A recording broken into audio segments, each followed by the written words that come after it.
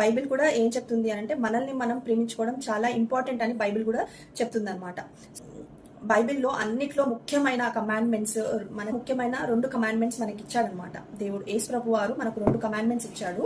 అవి ముఖ్యమైన కమాండ్మెంట్స్ అనమాట. మొదటి కమాండ్మెంట్ ఏంటి అంటే నీ పూర్ణ హృదయంతో, పూర్ణ ఆత్మతో, పూర్ణ శక్తితో నీ దేవుడైన యెహోవాను ప్రేమింపవలెను, నిన్ను వలె నీ పొరుగు అని ప్రేమింపవలెను అనేది 2వ ఆజ్ఞగా మనకి ఇచ్చాడనమాట. సో వేళ మనల్ని మనం ప్రేమించుకునే సామర్థ్యం మనకు లేదనుకోండి, అప్పుడు ఇతరులను ప్రేమించే సామర్థ్యం కూడా మనకు ఉండదు.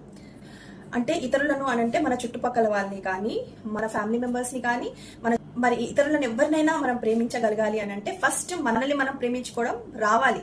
మన మీద మనకి ఇంట్రెస్ట్ లేదనుకోండి, ఇతరుల మీద మనకి ఇంట్రెస్ట్ ఉంటుందా అండి? ఉండదు కదా. మనల్ని మనం టేక్ కేర్ చేయకపోతే, మనల్ని మనం చూసుకోవడం మనకు తెలియకపోతే, ఇతరులను చూసుకోవడం కూడా మనకు రాదు.